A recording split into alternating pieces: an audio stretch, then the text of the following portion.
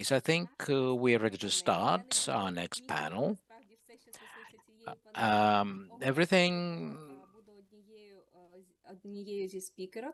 I will just be one of the speakers. So I'd like to pass on to Iryna Dotsenko, who will moderate this panel.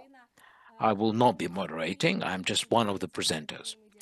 Now, Iryna Dotsenko is a psychologist, a lawyer, a mediator, a trainer, all in one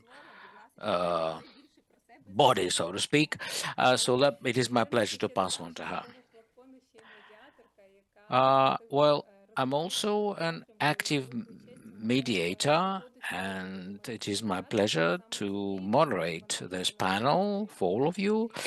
For me, it's quite special.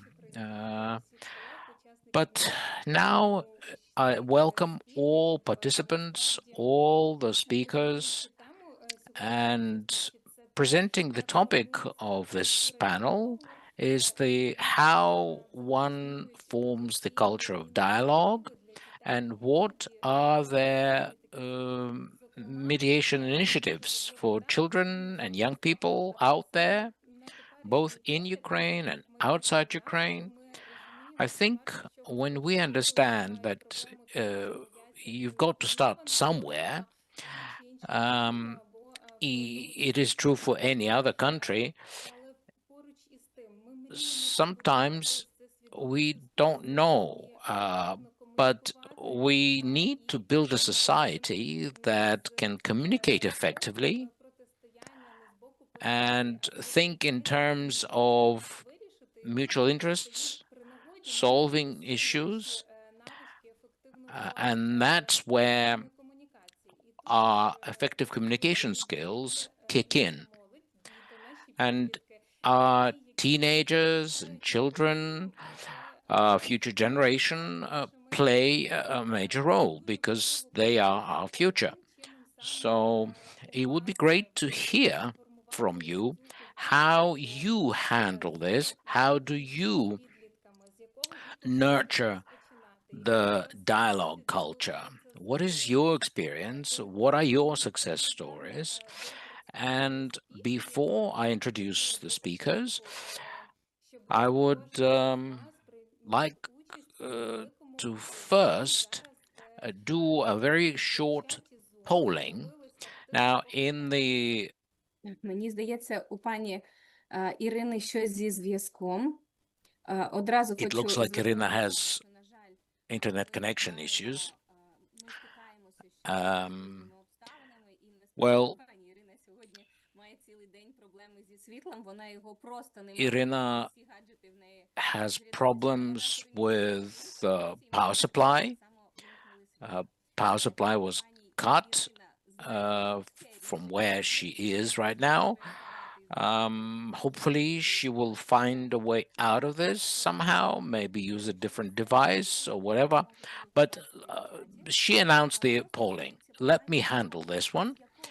The polling is about this. From what age do you think it makes sense to introduce mediation to children? What would be the good age to get them familiar with this concept of mediation? Now, on the screen, you have QR code. If you just scan it, you will be taken to the right place to do the polling. Thank you, Louisa. I had a difficulty. I told people that you have power supply issues, so that's understandable. Well, I don't give up, so please do the polling, answer the questions, and then we will cross-fertilize about mediation for children and teenagers. When is the best time to introduce kids to this concept? So please do the polling, and then we'll take it from there. It's either QR code or the link in the chat, whichever is more convenient for you. Хотіла би запитати у пані Луїзи, чи є у нас можливість, чи буде можливість вивести відповіді на екран? Louisa, when the answers are in, make sure you show it on the screen so that the audience can see the results. Так, дякую. Я хотіла би представити наших шановних Meantime, while people are still voting, let me introduce our speakers. Victoria Harris is the Deputy Executive Director from the Council of Civil Mediators. She's from Great Britain. Victoria, you will be first, and we will help you with the presentation and move the slides for you. After that, after Victoria, Mary Lou Brandt, Ph.D., Masters, trainer in mediation and consultant. And we expect that from her we will hear like a more scientific approach as to how mediation training is done, what issues are, etc. After Mary Lou, we'll give the floor to Pascal Comvalius, certified mediator, crisis and hostage negotiator, suicide prevention gatekeeper, and author of the book Mediation in Criminal Case. Pascal Comvalius is from the Netherlands, and as far as I know, you are training students and you have vast experience in this field. So we hope you will tell us how you manage to inspire young people, get them interested, and what methods you use in conflict resolution. Then we'll give the floor to Jane Bryan from the United Kingdom. Jane Bryan told us that, well, she didn't prepare a formal presentation, but it doesn't matter. What we need to hear from you is your experience, your achievements, the issues, challenges, and Ukrainian Academy of Mediation works a lot on these issues, and we are open to share this with people too. Now, we also give the floor after that, Iryna Balan, mediator, trainer, lawyer, Ukrainian patent attorney, and coordinator of the court-annexed mediation project at the Ukrainian Academy of Mediation. And in conclusion, we'll give the floor Luisa Romanadze, president of the Ukrainian Academy of Mediation, team leader of the EU project Consent, and let's follow our agenda. So let's see what we can do next. Perhaps the results are in already. If so, perhaps that would be great to see what the results are. Here they are. Very good. So the largest number of votes are in favor of introducing young kids to mediation, which is early primary school, age 6 to 9 years. I mean, if we do that, then 10 years later, when those kids are, 16 to 20 years old, we get the society that is well aware of mediation opportunities. Second became high school, age 14 to 17. And those teenagers could actually practice mediation in their midst, in the school environment. I agree with people who said it depends on the level of emotional and social maturity. That is a fair point, of course. Now, the smallest number, the smallest percentage is actually age 18 to 21. That is mostly youth being trained in vocational training or at the university level. So our main goal is to see that it does make sense, that it's worth it to work with young people and kids, and that's what this panel is all about. So, over to Victoria Harris. Are you ready to start? We look forward to your experience and your thoughts on this. Victoria, please, the floor is yours. Well, thank you so much, Iryna. It's an absolute privilege to be here today to speak to you all. And my pleasure to address the conference, particularly on the topic of peer mediation in the UK. So I'm here in my capacity as Deputy Chief Executive of the Civil Mediation Council. The CMC is the recognised authority for all matters related to civil and commercial, workplace and other non-family mediation in England and Wales. We have 6 mediation working groups that support commercial mediation, workplace, community, special educational needs. We have an academic forum that I know Jane Bryan is going to be speaking about a little bit later on. And of course, the wonderful peer mediation working group. And that group currently has 68 members who are working to deliver peer mediation training in schools across the country. And at this point, I should also mention my colleagues at Scottish Mediation are heavily involved in delivering peer mediation training north of the border. So before I address the history and context of peer mediation in the UK, I just want to very briefly mention another role that I hold dearly, which is also relevant to peer mediation.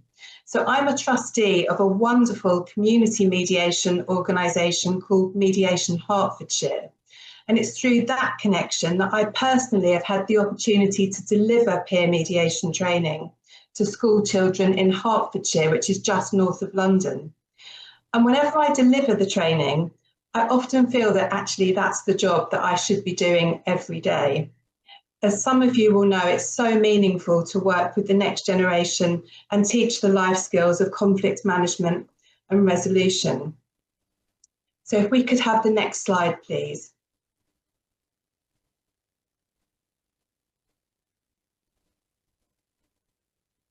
Thank you. So the early foundations of peer mediation in the UK, really we were very influenced by work in the United States. And peer mediation came to the UK in the late 1980s, early 1990s, with a main goal to reduce bullying, violence and conflict within the school environment by training students to help their peers to resolve disputes. And the first UK schools to adopt peer mediation were typically those with a strong commitment to fostering a positive, non-violent school culture. In particular, Quaker schools, influenced by a peacemaking approach, were very early adopters of peer mediation in the UK. Thinking about the growth and development of peer mediation, by the early 2000s, peer mediation was increasingly recognised as an effective way to address bullying and improve school culture. Peer mediation activity was supported by an organisation called Mediation UK that helped organisations and individuals set up and deliver peer mediation programmes, providing a handbook, hosting conferences to connect individuals and share learning, a bit like today. I'm going to look very briefly at expansion and professionalism and trends and challenges together, because The growth of peer mediation in the UK has not had a nice, straightforward, linear trajectory. In 2005, there were around 250 community mediation organisations delivering mediation in the community, and many of these supported peer mediation programmes. However, when austerity hit in 2008, many of those organisations lost funding and weren't able to continue. And Mediation UK, that organisation I mentioned, lost its funding from the Home Office and were unable to continue. So a key support framework for peer mediation became more fragile. However, peer mediation managed to sustain during a difficult decade thanks to the Peer Mediation Network, which linked to Quakers in Britain and supported by the College of Mediators, developed guidelines for the delivery of peer mediation training. In 2022, the Peer Mediation Network sought to integrate with the Civil Mediation Council to provide greater resources for this work. And in turn, the CMC were really keen to support peer mediation and community mediation. So that led to the CMC creating this working group that we now have for peer mediation. We host quarterly meetings for members. These meetings involve skill shares to help peer mediation providers develop their practice, and we have a standing agenda that looks at how the group can promote youth engagement with our work and raise awareness of peer mediation and much more. So turning to the question of professionalisation, in 2024 the CMC created a set of standards for peer mediation providers, and it introduced two very important aspects. Firstly, that all trainers who go into schools have what we call a disclosure and barring check to ensure that there is no reason why they cannot work safely with children. We also request that trainers have a safeguarding policy in place to show that they know where to report any concerns that they may have for the children. Now, of course, challenges remain. We see four key challenges for peer mediation in the UK. One, influencing policymakers to help embed mediation within the curriculum. Two, the perennial challenge of finding funding for these programmes. Three, it's often quite tough for schools to adopt these programmes within a busy curriculum. And the fourth challenge is, how do these programmes sustain within the school and have meaningful impact as part of a whole school restorative culture? So these challenges are informing trends to look at better evaluation of peer mediation, which I'm going to mention briefly later. But one final trend I wanted to mention is how peer mediation is being adapted to be used across the education system, from infant school, right from those early years, through to university education. And in particular, how some providers are distilling the life skills offered by peer mediation and delivering them as shorter bespoke training in senior schools. And a fabulous example of that is from Wandsworth Mediation Service and their programme called Reflect, which is designed to support children who are considered to be displaying challenging behaviours and are at risk of exclusion from school. So that was a rather quick summary of history and context of peer mediation. I wonder if we could move to the next slide, please. So I'd love to tell you a little bit about what the peer mediation programme includes. Thank you. So we've got a lovely photograph there of children from Ocker Hill School. We're not going to play the video, but these children won the National Mediation Award for their peer mediation programme and were presented with the awards at Westminster in December. So what do peer mediation programmes include? Well, in the guidelines that we have, there are certain expectations that are set out. And what I like about them is that they set out what providers are expected to achieve, but also best practice, which is an aspirational level of delivery to aim for. So these guidelines look at school engagement. How do we properly engage with the school? It looks at the core components of training, such as we teach children about the ground rules for mediation, what conflict is, how it can escalate. All children are taught mediation principles such as impartiality, confidentiality, and how it's the people in conflict that resolve the problem and not the mediator. The training covers the skills and qualities of a mediator, looking at body language, active listening, open questions, and the importance of being patient. Role plays form a really key part of the training, just as they do for adults who train as mediators, and that actually takes up most of the training time so that the children receive good practical experience of the role. Peer mediation is delivered in pairs, so the children can team up with a fellow pupil to co-mediate mock disputes. During the training, there's also time spent looking at when mediation is not appropriate, such as cases of serious bullying, which is more appropriate to involve a teacher. And finally, the training looks at the logistics of the programme. How are you going to deliver this in your school? Will it be over a lunch break? Is there a separate quiet space for the programme? How are people going to report disputes? Is there a special post box that's been created? For older groups of children, might there be a WhatsApp group and they can send messages?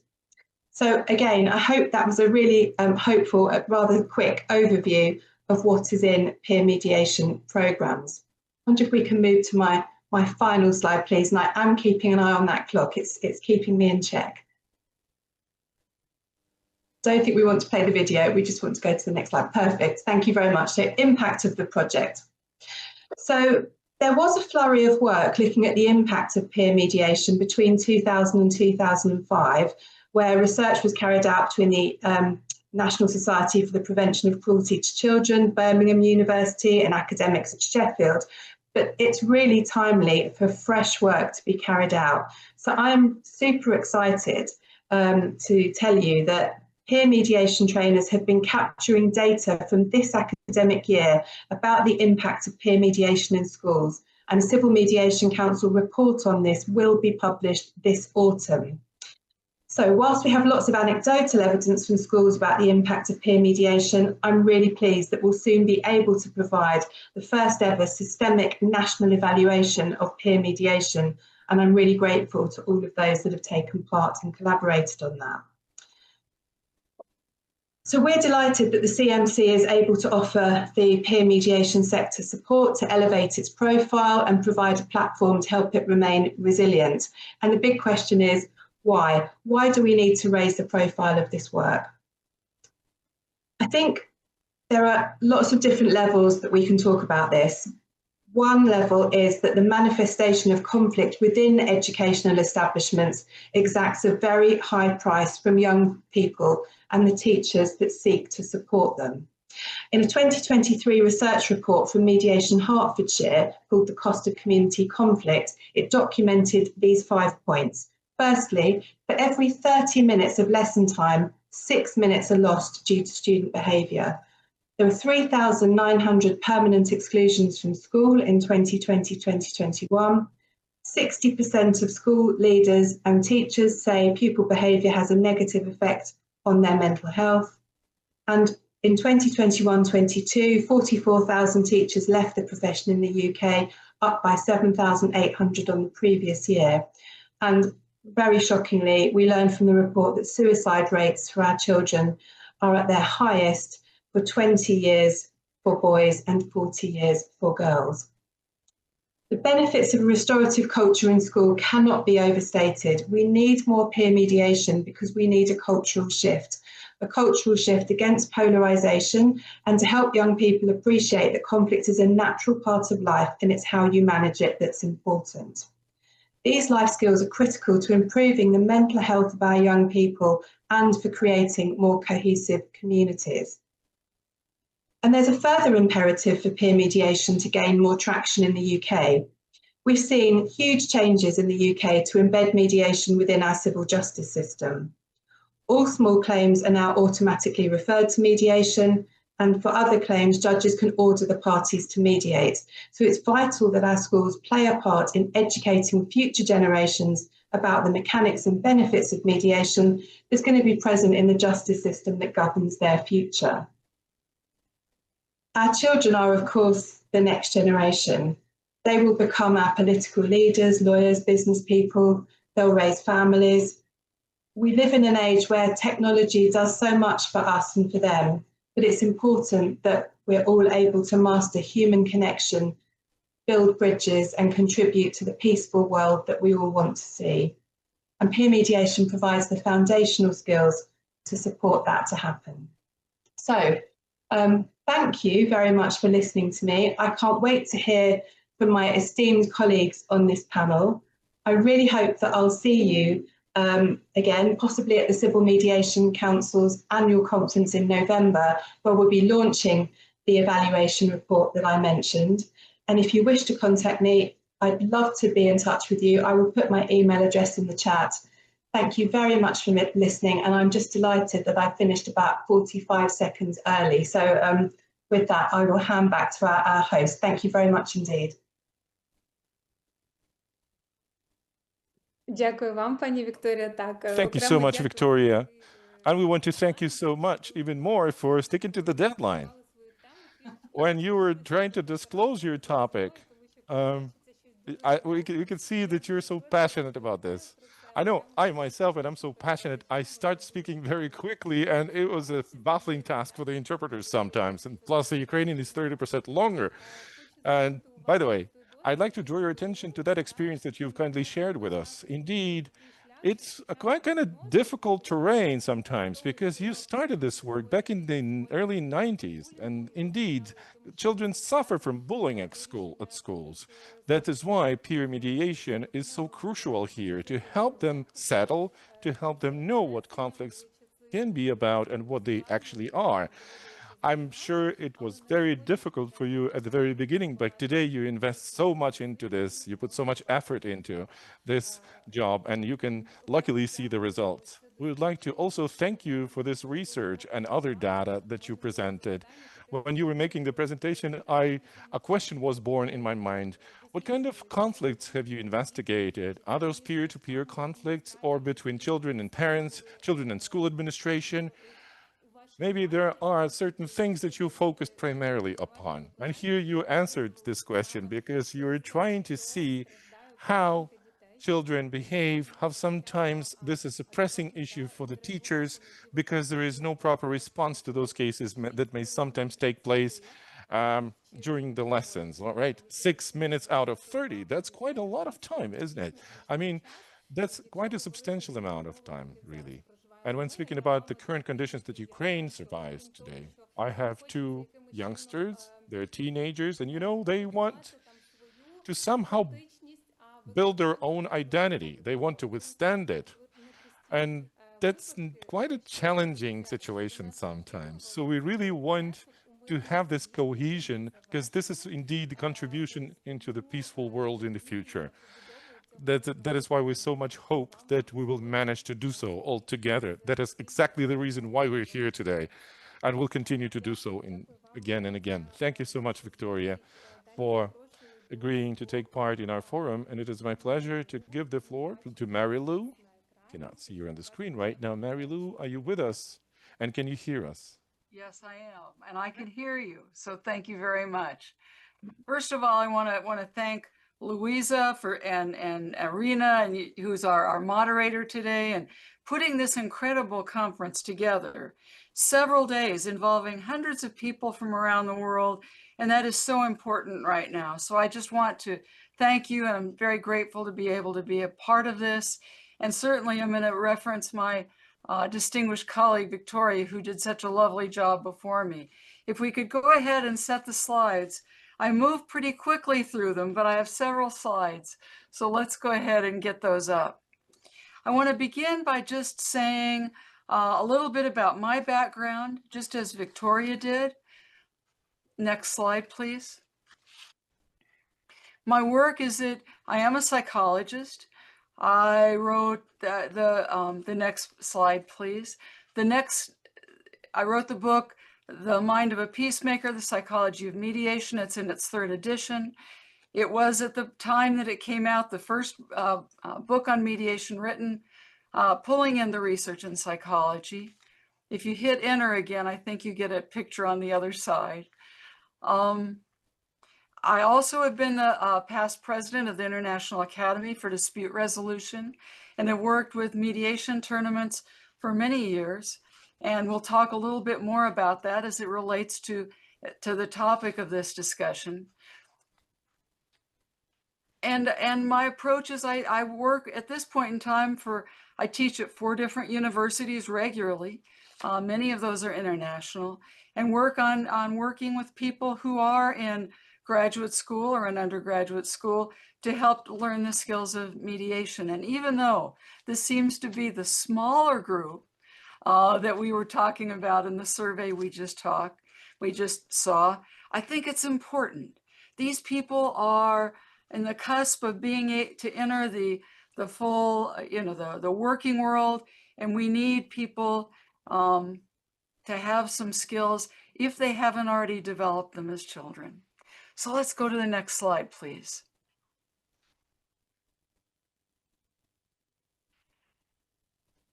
What I want to do is I'm going to focus a little bit on the research, because I think we can't ignore the context that we're in, and then talk about mediation tournaments and how important peaceful dialogue is, and how I think the work we do with mediation tournaments and with college-age students can be a part of that. Please, next slide.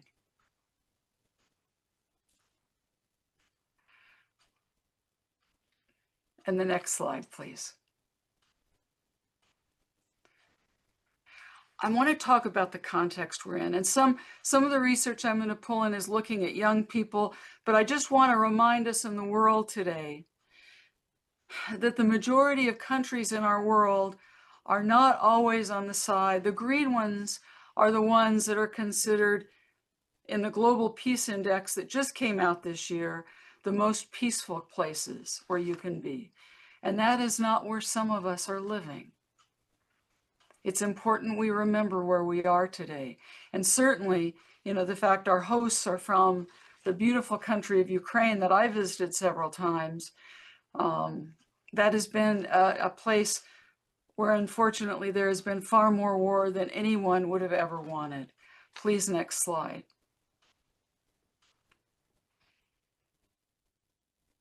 And when you look at the research about anxiety, and this came out just a few years ago, but several psychology journals are now just picking it up and talking more about it, is about how young people are frightened. And this is, much of this data is international that I'm going to report to you. Our young people feel powerless. They are certainly worried about the environment, but they find the future a very frightening one. They feel that people are not listening to them. Governments are not listening to them. And so they are at a state of failing. What are we supposed to be doing? How are we going to navigate this? Let's do the next slide, please. The Edelman Trust Barometer, and I don't know how many of you follow that, but I have for a number of years.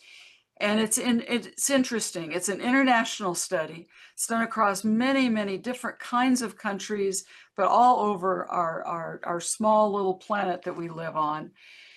And for the first time, it's reached another high. And this one is saying, when you look at people around our globe, 61% are unhappy. That's not just children, but we'll get to that data in a minute. Children's data is in this. Next slide, please. If we look at the young people that they surveyed, and that in their group, they put that as 16 to 34. And I know some of you may be in that particular age range, but feeling discriminated against had gone up to 68%. It went up 8 points in the last year. People are worrying they're not going to be treated fairly. And the fact our young people who are going out to really make a difference in this world are feeling that way is a concern. Next slide, please. And it's led to a real lack of trust. And it's a lack of trust across, people who have a high grievance are upset with just about every area in our government. And even about the NGOs and media and businesses. Next slide, please.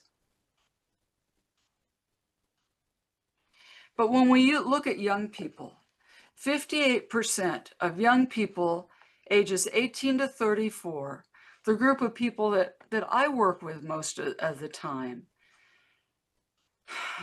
say that they approve the only way we're going to fix things is through hostile actions. Next slide, and I'll give you some more data on this because I've got it broken out by age.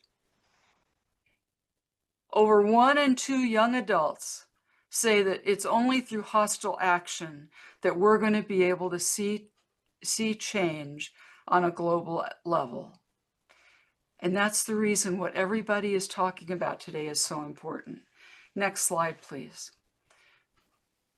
I try to give you a lot of visuals and then I talk over it. So please, next slide.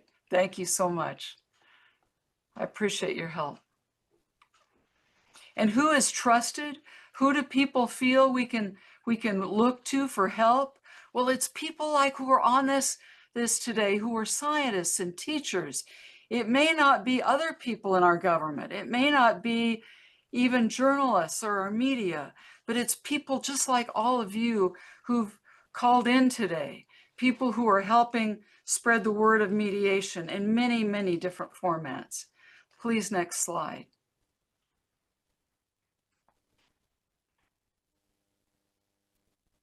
So what is the role of mediation tournaments?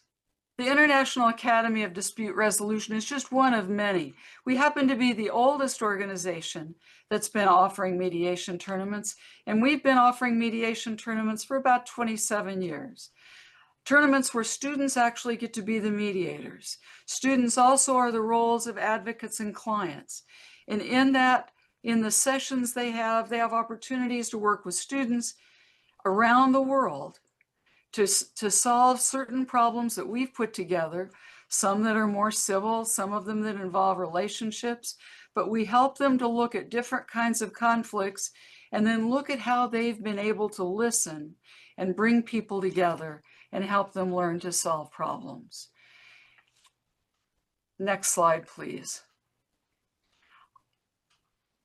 Certainly you learn about yourself. And one part of what we do, we also give them, there's an award for self-reflection, because we all know, everybody on here knows that it begins with understanding ourselves. We can't teach about conflict if we don't know how to deal with conflict. If we live conflicted lives, we're going to have a hard time helping other people to learn to work through their conflicts. So there's a self-reflective piece. And there's a piece about, then we also look at how are they able to listen? How are they able to bring sides together? How are they able to take different kinds of information that is there and really transform that conflict into something that can be resolved and people feel heard? Please, next slide. Next slide.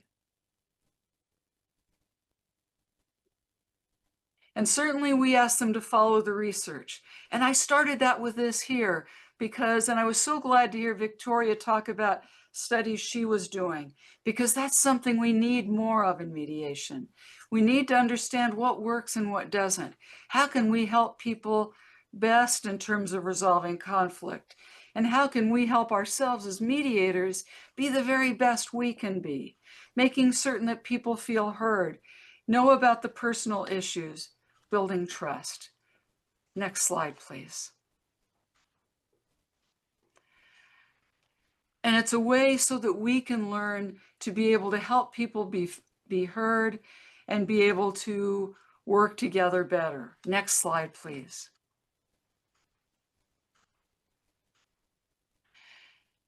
And if there's any one skill we can teach, and I know that that's going on in some of the work that Iryna and other people are doing with young people, is helping them to learn to listen. There are some countries in the world that teach listening. It's probably the most important skill we have, and yet it doesn't exist in most of our curriculums. Next slide, please. And understanding the importance of respect to help get to the point of resolution in mediation. Next slide, please. Another value that we talk about is the importance of humility. And I've listed a few research studies because I'm a psychologist and I can't help myself. But the value of humility is so important. And you look at it in terms of admitting that we don't know everything. And that comes from us as mediators, and as well as what we want students and young people to come away with, realizing that that's the way we can, that by being humble and open, we can learn to connect with people who are very different than we are. Next, please. And that we are all connected. The whole issue of connection is so central. Look at what's going on in the world today. Just look at the Edelman study or the Global Peace Index. But look at how critical it is for us to build trust in young people and to help them realize that we're connected. The skills we teach in mediation, and many of you are going to recognize these around this wheel. These are the same skills, next slide, please, that are skills for effective leaders. And people, we want leaders who also have a heart for peace, who have a heart for listening to each other and building bridges and helping us learn to work together. And this exact same skills we teach in mediation at every single level, from the elementary and the preschool level, all the way up to the college level and adult level. Those are the same skills that are critical, that we know from all the research are critical to being a good leader. And that's what we need in the world today. Go ahead, please. Next slide. We learn that it's important to behave humanely, and that winning at all costs is not the best way to win conflicts. I also occasionally get a chance to teach some advanced negotiation classes. And the first thing they ask me is, are you going to teach us how to win? I said, I'm going to teach you how to listen. And then people will come back to you. If all you do is win once, you aren't a good negotiator. Next slide, please. And our goal is the same as the goal that Montessori, who developed a whole educational network, talked about, is the importance of educating for peace. And look at what's going on with our young people, with the majority of them thinking that the only solution to conflict and resolving conflict is aggressive and is warmongering. That's the last thing we need in the world today. Next slide, please. All of us are important, and I'm wrapping up in the next 30 seconds.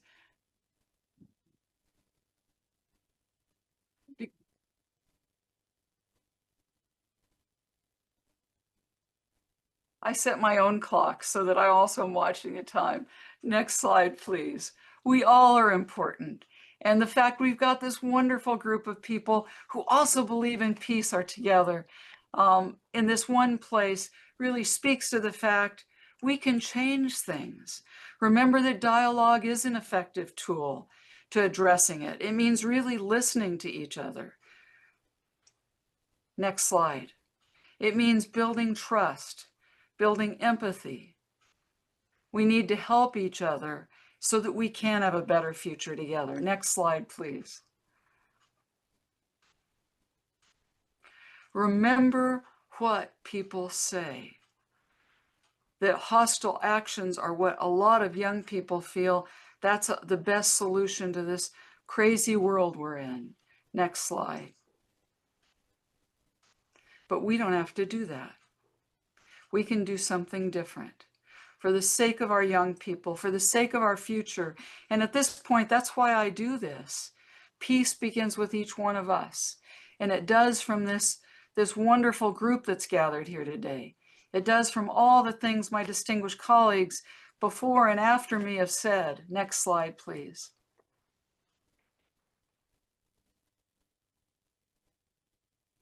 Next slide, please. You are the peacemakers. It's all of us. We're the ones that touch the next generation and can make a difference. We can rebuild trust. If you want to connect with me, I'll put my email in the chat also. Next slide. It has been such a pleasure. Thank you so much for letting me be a part of this. And I think I'm really close on time. Thank you. Дякую. Так, ви зробили це чудово. Дякую за Indeed, презентацію. you did a great job. Thank you for your presentation. And thank you for your guidance for peacemakers. I would like to especially pay attention to what you said, you know, humility and indeed teaching others to be able to listen. That is fundamental, because otherwise we have aggression. If people can't listen, don't know how to listen to each other, and you are giving the young people a chance and you're showing them an alternative way. So thank you very much for your presentation and your wisdom and participation in our panel. Now it is my pleasure to give the floor to Mr. Pascal Comvalius. Are you ready? All right. Can you hear us, Pascal? Yes, and you can hear me? Okay, good. Whenever you want me to start, I can start. Чудово. Так, Okay, чудово. yeah, Yes, please. Go ahead. thank you. So as in the introduction, first thanks for inviting me and being able to participate in this always special and close to my heart conference, especially in these difficult times. We will never forget you. We will always support you, whatever you need from our side. On that note, a little bit of my background. I'm not a lawyer. I do not have a law degree. I have a behavioral science degree. And whenever people ask me, so what do you do? I'm selling peace in an adversarial world. I'm trying to just get people together in that sense. And to do that, I'm helping in particular young students of the next generation, which I believe is truly important to invest in. So as Mary Lou Frank already highlighted, there are several competitions around the globe, and sometimes I participate as an assessor, expert assessor, but more of that, doing it as a coach. And it's not only us as a coach, and we're supposed to be knowledgeable, providing a lot of just information and helping them, but you also learn from them, from the next generation, how their thoughts are, how they want to pursue in their career. And as a coach, you're not simply just the coach, because they see you in different ways. So sometimes you're a teacher, you're a motivator, but you still keep also, if you're working with more than once a student, you keep the group goals. And sometimes you point them just in a certain direction. And the traits of a coach, I believe there are 5 traits. So one of them is orientation and education. Knowledge is power, as we all know. So how we study, that's why we gather here. Secondly, it's nurturing and encouragement. And nurturing encouragement really means that you want to push them. You want to push them just up to the next level. Thirdly, it's about assessment and correction. So old habits, leave them behind. And still just moving forward with new learned skills. And they're not supposed to be just like soft skills we're looking at. I believe they are essential skills. Use them in everyday life. Another point which Mary Lou also pointed out, listening. We love to hear ourselves talking, but we really tend to forget to listen to one another. And when we do that, we have this group cohesion of working together to a next goal. And especially when it comes to students, the next generation, the young professionals. It's almost like, go back to yourself. Maybe you're not a student anymore when you were going to the wild world. What are you going to do? How are you going to start? Where to go? So to help them, you need to then self-reflect and help them just with your self-esteem. And the self-reflection looks into two ways. It is the self-reflection in action, as we are practicing, but it does not interrupt our action, but also the reflection on the action itself. So you reflect afterwards on why we did what and what we learned from it. In that sense, there is no right or wrong, because what you do as a student, you do everything what was in your capacity with the skills that you had and the knowledge that you have at that particular moment. So when I coach, I tell it doesn't matter if you're just the last or the first. It's a matter of taste, it's a matter of style, but it's about you. It's all about you.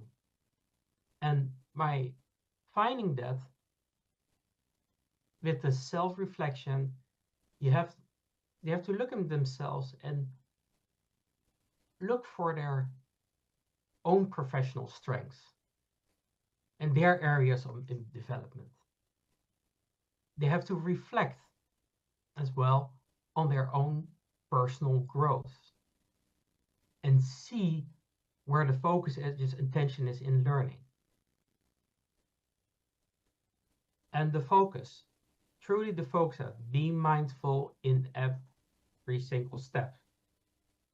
And ensure that your mind is not full of all the clutter and all the things that you already know.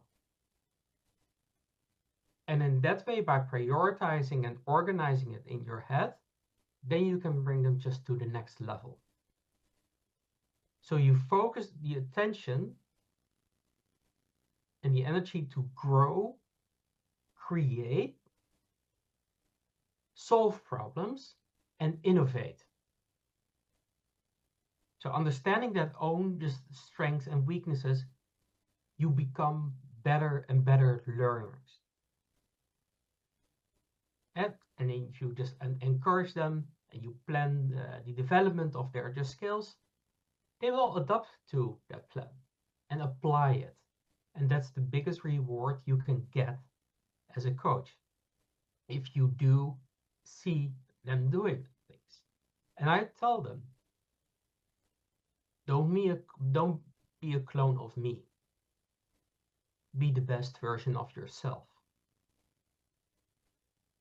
Be true to yourself, the true you.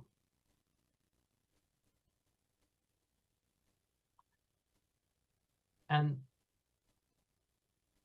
having that sense with the just reflection, there's another part which is important, which is the feedback and assessment that we're providing to them. Always has to be on a positive note. People need positive stimulances in their life to go on, to move on, and grow beyond whatever they thought. And to grow that, for example, when I have people who are not just that really confident as a speaker, I just pull up a chair and make them stand on that chair and then have a conversation with me. And I ask them, so how does it feel? Oh, I feel so much empowered because I have this overview and I can look at the world and I feel so strong. Great. Okay, now just step off the chair or the desk and keep that mindset in you, that you are just overseeing the world and now having that conversation again. You literally see them transform in their self-confidence, growing in their abilities and capabilities. And if you just be the mediator, I always tell them, yes, you might be nervous, even though it might be your first time. But I can guarantee you that the clients or the participants are even more nervous than you are. Because they have to actually just solve the problem. And you're facilitating that. You're helping them. You're empowering them. So you give your strength to them to lead that conversation.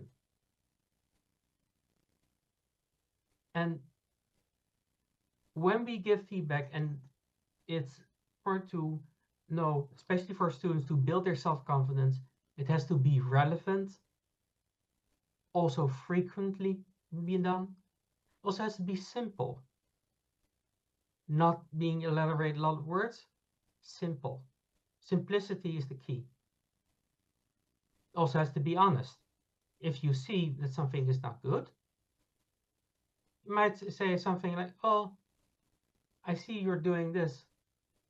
You might consider it doing that in another way, or this is another approach you can think of. So you make them critically self-reflect. It also has to be specific, what you just see, what you observe. And next to that, it has to be diverse, not one single thing just pointing out at all the times. So there's a true difference, of course, between feedback and being judgmental. The feedback focuses on actions or behavior, and you're encouraging them on improvement without affecting self-esteem. Whereas judgment is an opinion based on someone or something that is not necessarily justified. So negativity, we need to just score that out. Sarcasm or threatening, just score that. Being too harsh also does not just help. Being that friendly, being kind, being you. And always end on a positive note. The positive note will make the difference in that sense. Why is it so important to invest in this young generation? Why is it so important to invest in emerging countries, as we've seen on full display with the peace level? We can make a difference. And I've seen it firsthand when I, from the Netherlands at one point, was coming across a girl from Sri Lanka, which I ended up coaching, which was 4 years ago. Or even 5, I don't even remember that. But if you, they went to the Paris competition and they won the award. The next generation was standing up the next year. They won another award. We're ending even higher in the competition. And that year, there was also a really gifted person. And she ended up winning the CDRC Vienna competition of the best mediator in the world. Sometimes you will find gems in countries where you do not think there will be a gem. And to give them that opportunity and to give them that platform is great. Because if we now compare Sri Lanka on the map, they put themselves on the map. They're now being taken serious as a serious competitor. And I say just competitor, at the same time I realize it's the wrong word. I see them as leaders in taking peace further. Leaders in showing that you can solve disputes differently.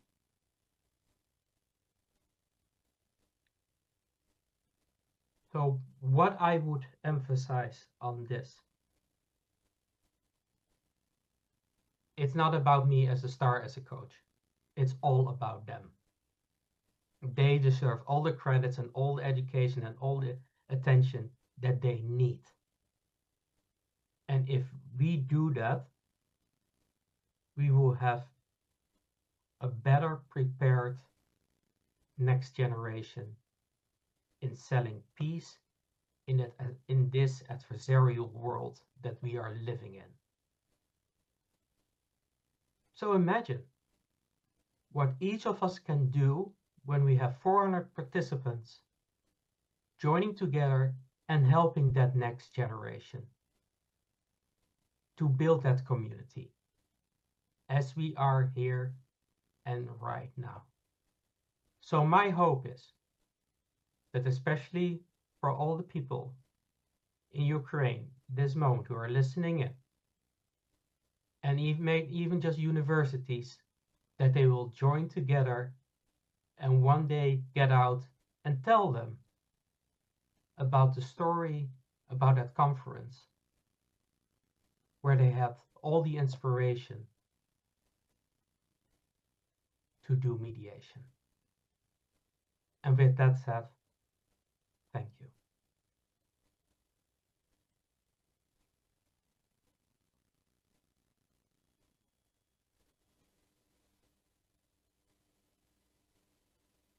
Дякую вам, пане Паскаль. Знаєте, ви так завершуєте про Thank you. помічників.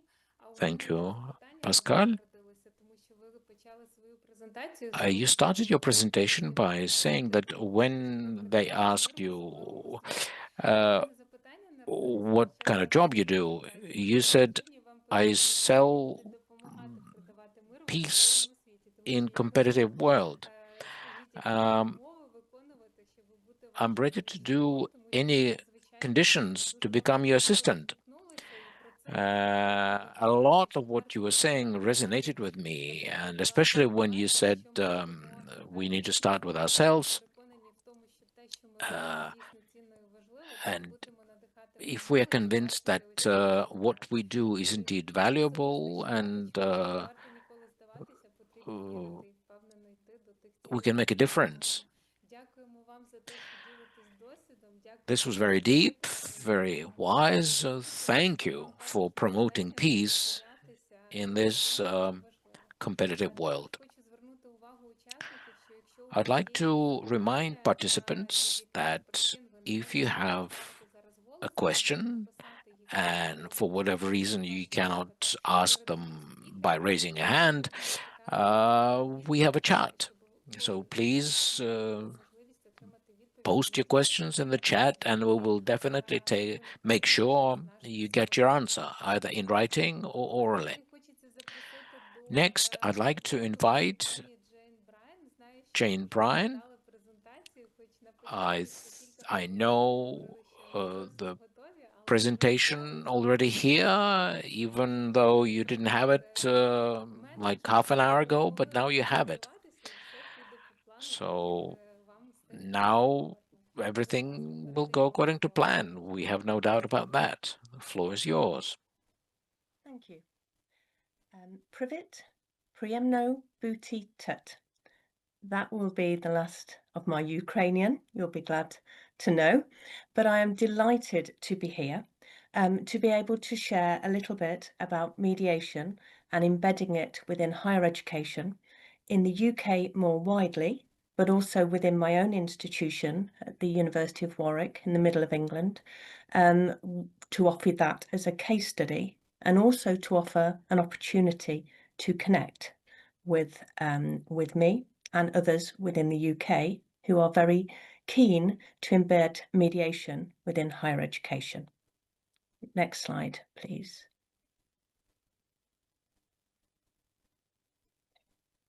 So a little about myself. So I'm a professor at Warwick Law School, educating future lawyers mostly. I also established the PM mediation service within the University of Warwick, and I'll explain a little bit more about that in a moment. I used to be a solicitor before I became a legal academic, and I am an accredited mediator and restorative justice facilitator. And I am delighted that I was selected to be the chair of the Civil Mediation Council Academic Forum. And one of the pleasures is working alongside Victoria Harris, who was the first speaker in the panel. And I've got information at the end of this slide deck of how you can connect with us if you are interested in finding out more about mediation and its place in higher education. I'm focusing on higher education because that's my context, but I really believe that mediation should, and awareness of relationship skills and managing conflict should begin much, much earlier on. But within my context, I think that mediation is helpful for the future of the legal profession, for the future of our society through those students that will go on to be lawyers, professionals, and future society leaders. So this is why I think it's such an important place to start exploring more deeply. Next slide, please. Okay, so what I'm going to focus on are how at Warwick and within the wider UK, we've been looking at embedding mediation within legal education, then within higher education more widely, and then going beyond knowledge of mediation and mediation skills into wider relationship skills as part of what universities should, I believe, be offering to our future society leaders. And then, as I said, a final invitation to join us at the CMC Academic Forum. Next slide, please. So mediation in practice. Next slide. Sorry, there's quite a few, and you'll hear that a lot. So within the UK context, the courts are becoming increasingly keen to explore mediation and to encourage parties to explore alternative dispute resolution pathways. So we believe at Warwick and in many other law schools that preparing our future lawyers to understand mediation is really key to our role of preparing our future lawyers for a changing legal context and an openness to using alternative dispute resolution.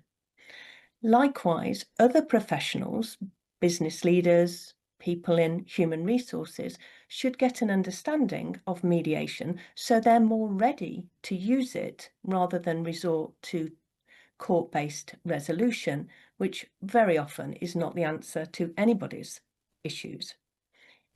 Okay, next slide, please. So one of our very senior judges in the UK said this as far back as 2010, that really to make mediation part of our society, we really need to start embedding it within a lawyer's training. I'd go further and say within students' training more widely, but let's start with law education. Next slide, please. Next slide, please. So many institutions within the university system in the UK are really starting to seed mediation within their education. Next slide, please. Sorry, I shouldn't have put so many slides on if I wasn't controlling it.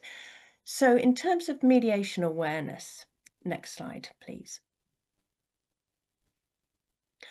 A growing number of institutions within the UK are developing courses or smaller modules within courses that give a lot of specialist knowledge around mediation. And if you join the academic forum or you reach out to myself, I can share some examples with you and make connections.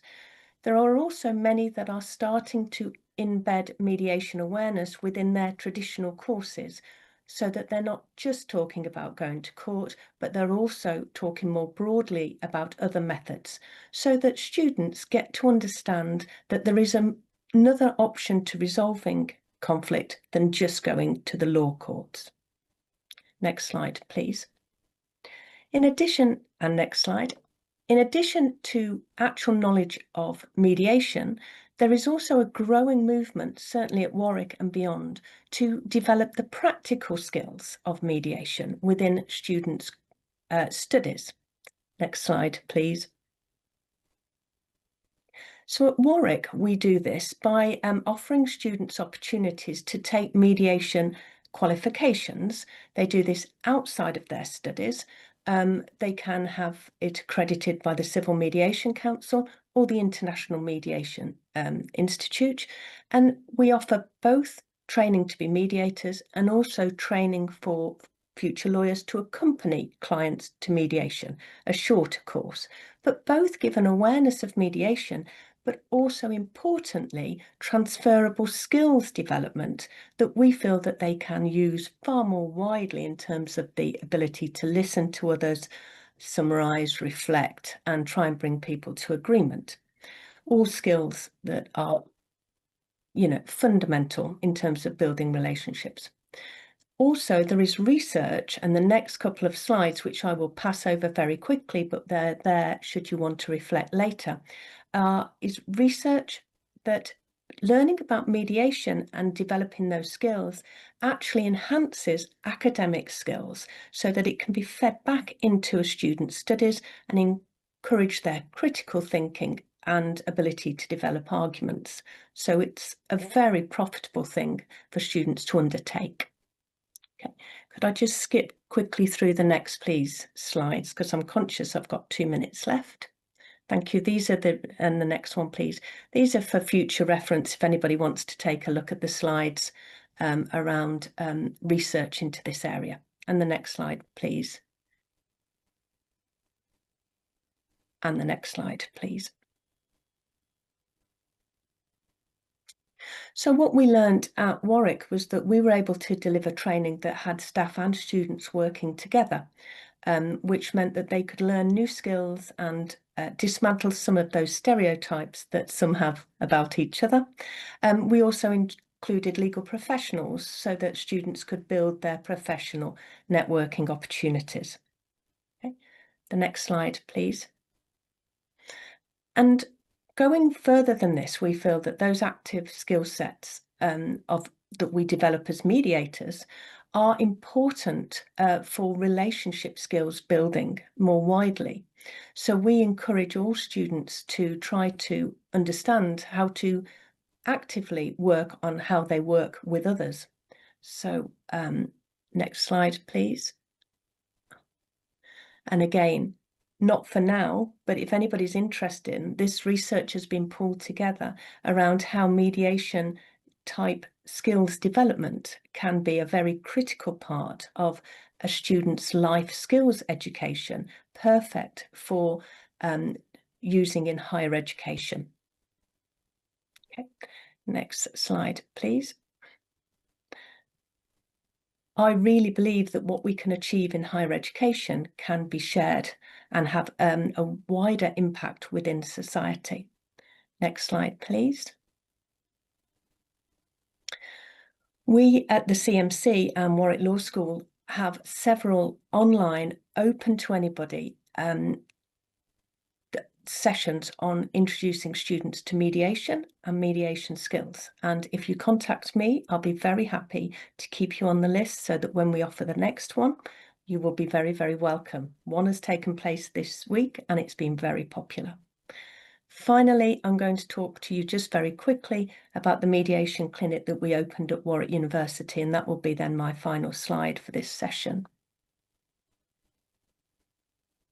Okay, next slide, sorry. Okay, so at Warwick University, we developed a peer mediation service, and I would be very happy to speak to anybody here who would like to understand how we did it and what the benefits were, both for our staff and students who became mediators, but also for our staff and our students who were able to engage in mediation to resolve their issues. It has transformed how we manage conflict at the University of Warwick. And as I said, I'll make sure that my contact details are shared at the end of this so that you can contact me both finding out more about what we do around embedding mediation in higher education for our students in the UK and at Warwick, and also if you're interested in joining the Civil Mediation Council's academic forum to again find out more about what others are doing in this space in the UK.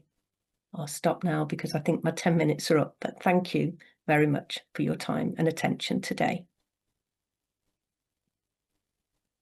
Дякую, пані Джейн. Thank you so much, Jane. Thank you for being so open. And I can hear and see that you're not only open for the students of your university at Warwick, but also you're so open for all the participants because you've been inviting them to join those activities that you've been putting together. And this is so great to make sure mediation is recognized and acknowledged everywhere in the world. And sometimes you need to touch it to make an ultimate decision why you need it so badly. One of the tools how you do that with your students is indeed you try to show to them how they can develop their critical thinking skills, efficient legal decision making, especially when we're talking about this job. This expands their minds, and I agree with you that mediation can play a really important role here. Thank you very much for your presentation and for your participation as well. Indeed, we're a little bit limited in time, and it's ticking away so fast. So I'd like to pass the floor over to Iryna Balan. Thank you. Good afternoon, good morning, dear colleagues, and good evening for someone.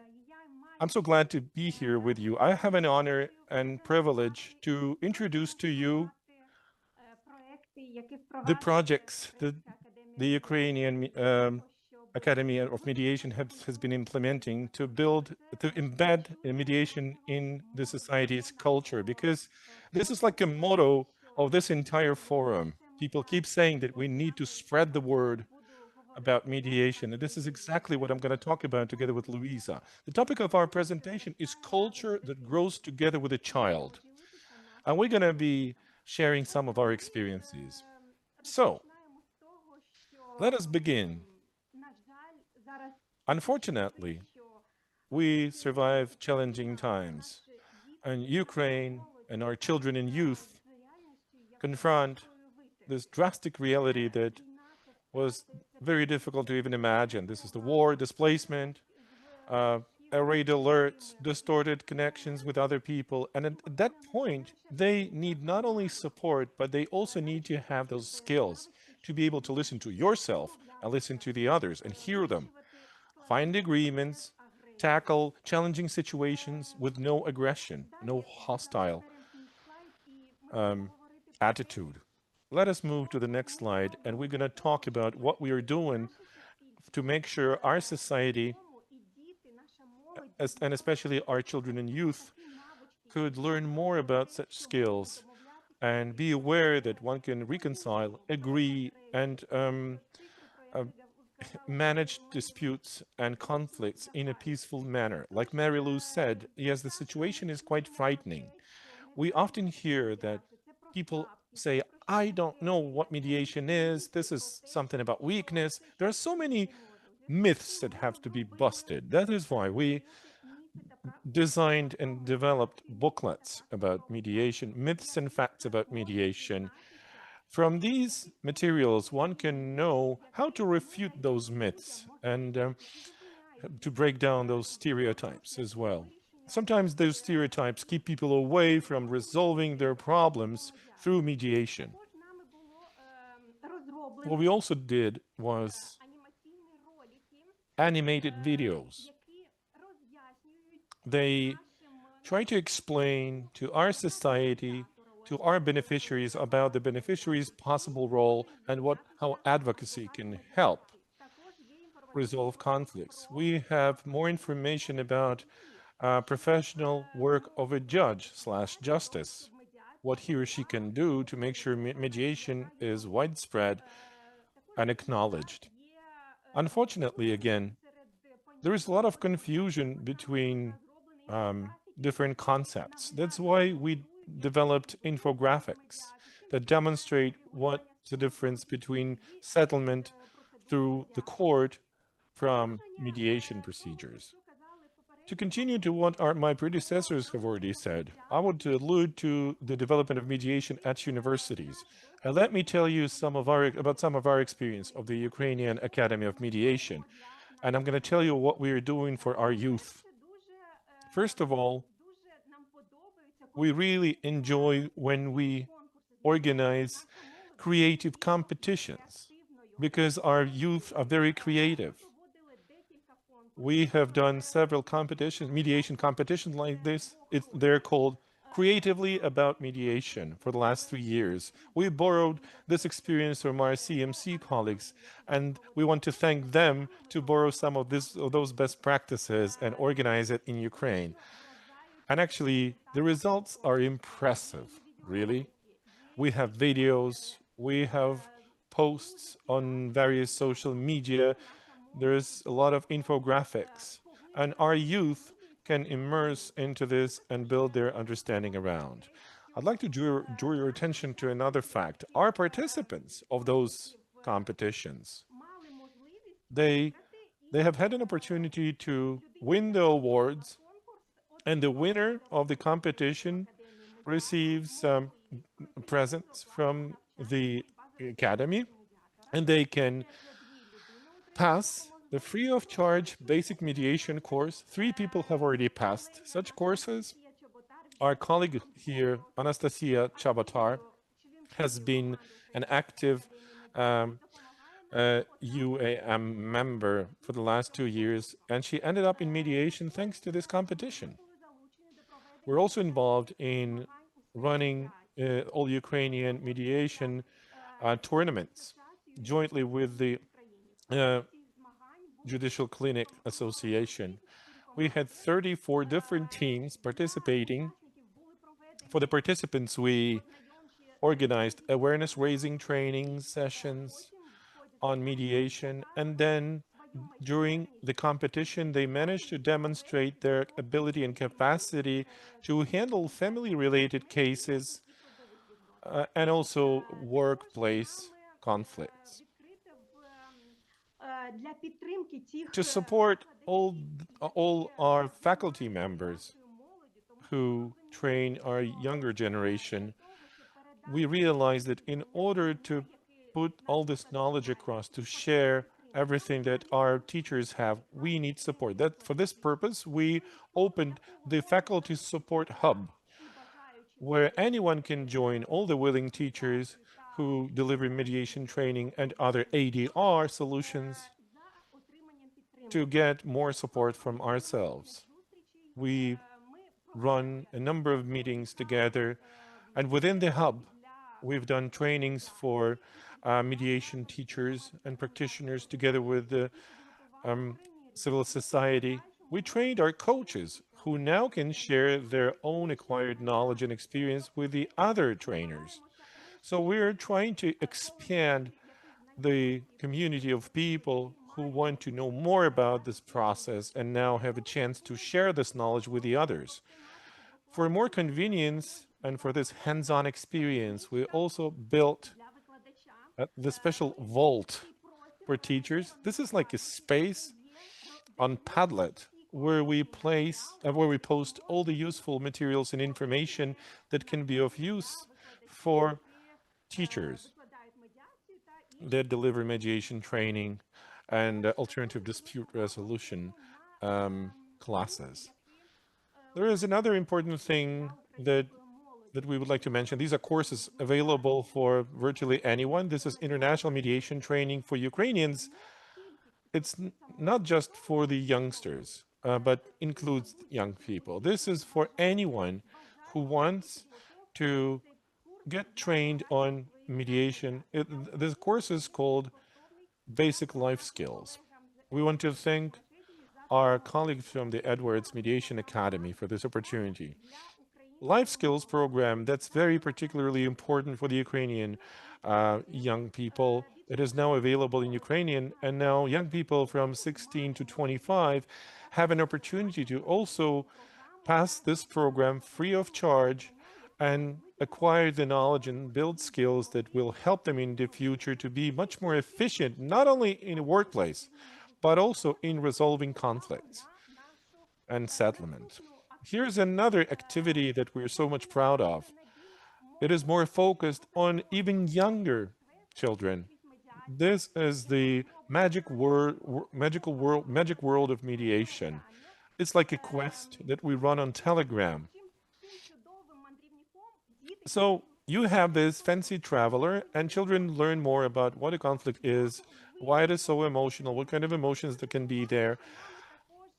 And also, there is another thing that we would like to share with you.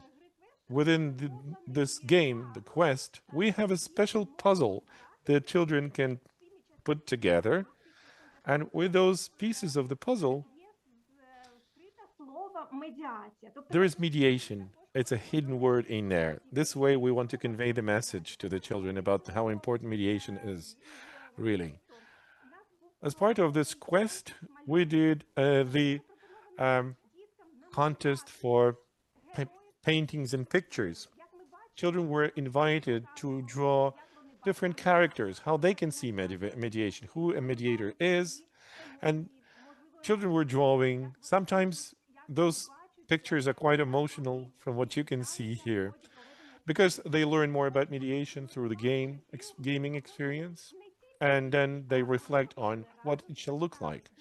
And not only the children, but their parents too have been taking part in such activities. We would like to thank those parents for letting their children know about mediation and how to resolve conflicts through these games. I'm going to hand over the floor to Louisa, and she will continue and share more information about other activities that we have been involved in recently. Thank you, Iryna. Now I need to switch my channel.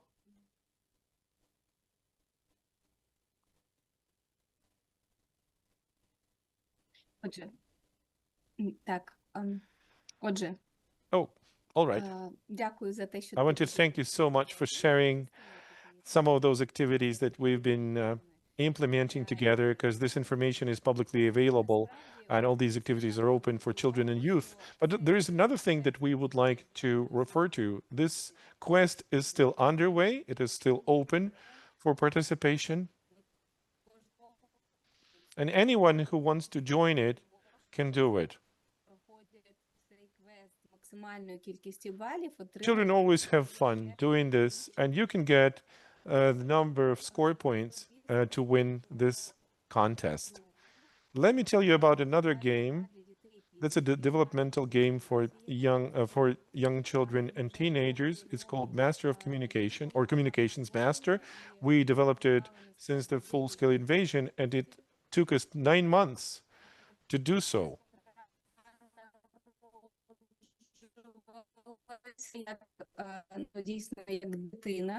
This game was born like a child, and we are very proud of it because it helps solving lots of issues.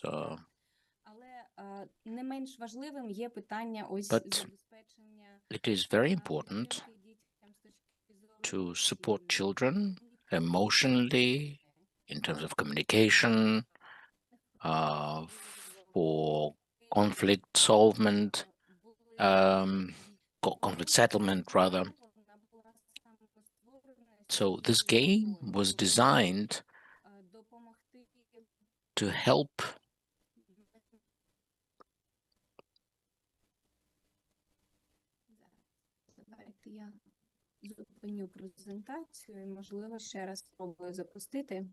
Let me try to... Can you hear me better now? Yes. Yes, before you were breaking up. Okay, perhaps you could help me with the presentation so I don't use up my bandwidth. Could you launch my presentation, please, at your end? While you're launching it,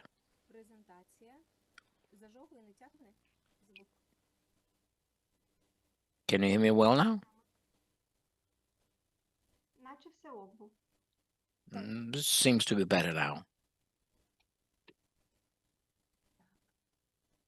Можу ще спробувати перейти просто на... Бачите, як буває, попри те, що і зараз я знаходжусь не see, безпосередньо в Україні, а в Британії, ось конкретно зараз. although I am right now in Britain, в будь-якому місці. Зараз я тоді просто перейду на uh, мобільний інтернет.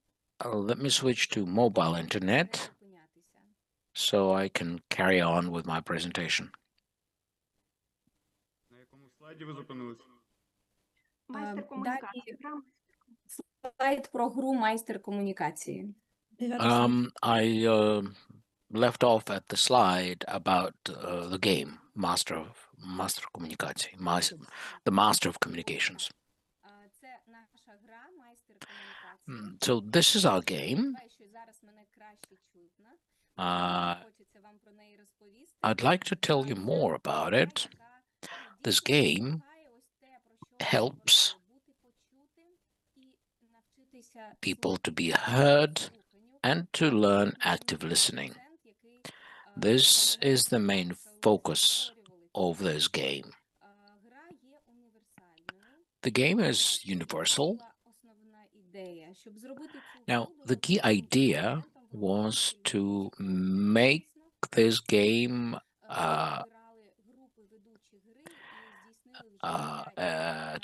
to help school psychologists, and they use it in their arsenal in order to work with children. So the idea was there is one game that you can use to come to any form of any age, even though we have cards, separate set of cards for primary school, secondary school, and high school. And so the whole form can play this game by breaking up into teams, or it could be separate players like 2 or 3, and it is aimed at improving conflicts, communications, emotions control, conflict settlements, and of course negotiations and mediation. And we are proud that within a fairly short period of time, this game gained recognition, and we now train not only school psychologists, but also psychologists from centers of rehabilitation. We also train NGO representatives, both in Ukraine and outside Ukraine. And they play this game at schools, community centers, and right now over 5,000 children have played this game. Over 150 schools have received this game free of charge. Over 400 games have been issued. They play this game everywhere, in the classroom, in the shelter, at home. Kids receive certificates saying Master of Communications, and it has iced coins that people can receive various games, and we have stickers too with all kinds of slogans. Ну і вже нещодавно ця гра, насправді ми теж And recently, this game was awarded a prize in the National Anti-Bullying Competition. This is because it helps kids to communicate better. They sort of look at each other in a different way, in a different light, and it improves school environment. We had good plans for this game. The first release is sold out. We are thinking of re-releasing it. Plus, we are thinking of issuing an English language version of the game so it can be sold outside Ukraine. We have received USAID to design the game. Unfortunately, their assistance was cut in January. So now we need to find another source of funding in order to proceed. Meantime, we have lots of requests from the parents and children. They want to buy it, but it's not available anymore. Now, this is another initiative that we launched back in April, 1st of April. They are a series of classes on peace and justice. Well, there is this association of judges' self-government, and that's what they do. It's all about self-regulation, self-governance among the judges in Ukrainian courts. And in Ukraine, we have Volodymyr Kravchuk, who is a very creative judge. He actually writes poems, and he even wrote a poem about Ukrainian constitution. And so in every poem, he features a certain legal position.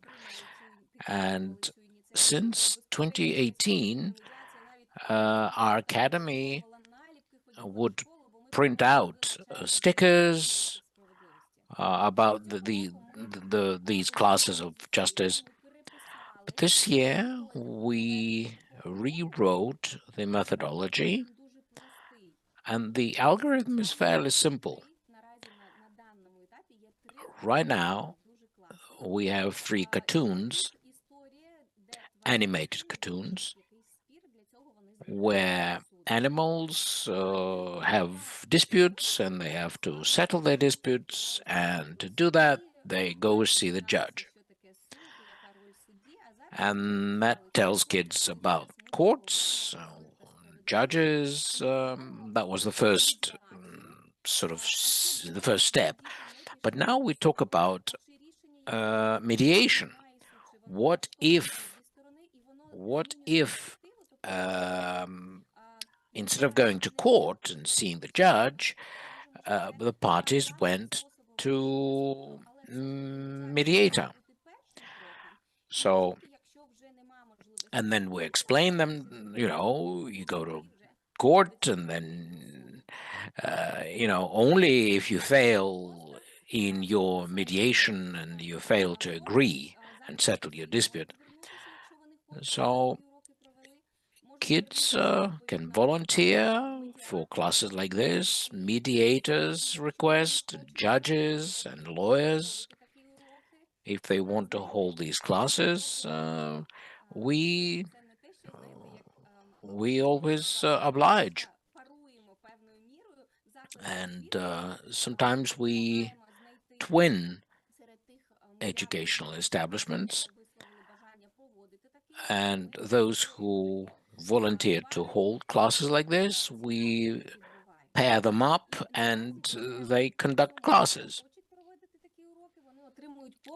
And those who initiated the request, they receive the package of materials, all the stickers and certificates, and over 6 months, during 2 months, took part in these classes. They conducted those in 22 regions of Ukraine. Over 100 educational establishments were involved. Over 250 classes were conducted. And at the end, they all received certificates and stickers. And this is what these are the screenshots from the cartoon, and each is dedicated to some complicated situation to do with rights, and eventually the judge makes the decision. But before the judge makes announces the decision, reads it out, we pause and let kids come up with their answers and see what they think. So this is over the past 2 months of the initiative, but monthly we recap, analyze to see who did well, who didn't. And Nadia Bondarenko carried out 24 classes within 1 month. So she broke the record, and of course she was awarded for her super active position. And it's not easy to settle the legal dispute. They're not fairly straightforward. So sometimes they even involve lawyers to consult. Next slide.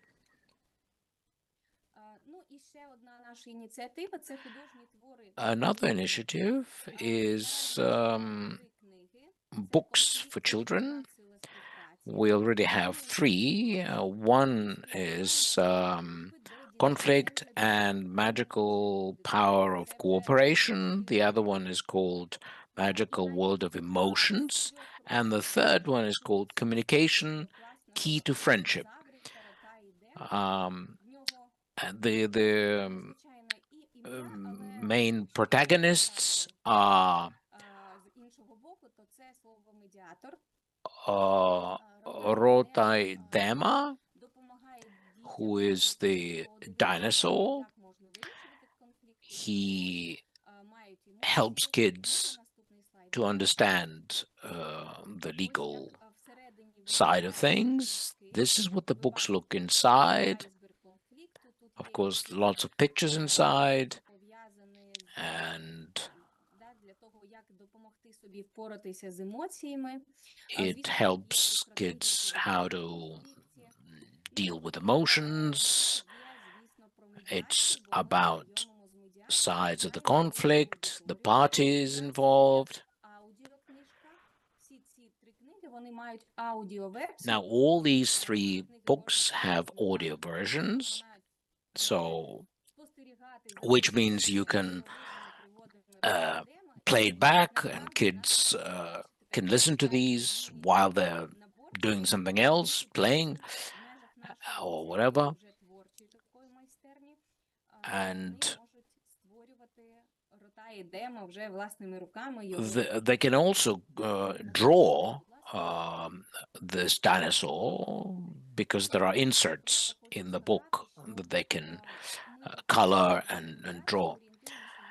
Now, we at the Academy have this model called the solar system model, where the understanding of mediation is fostered from early childhood, and at every stage of the child's growth, we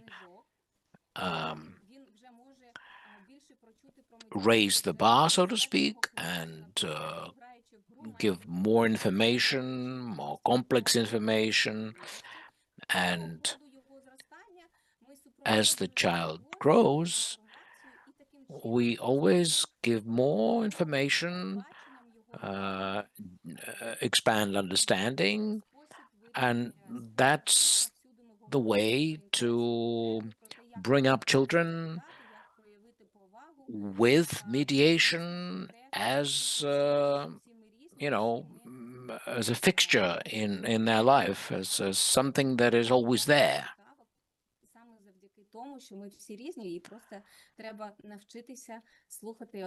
Despite our differences, we need to learn how to listen to each other and hear each other.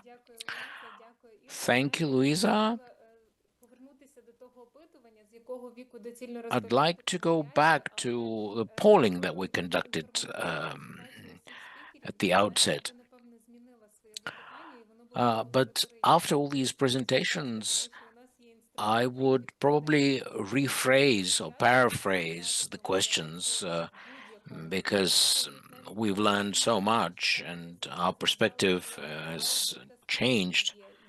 There are also audio fairy tales.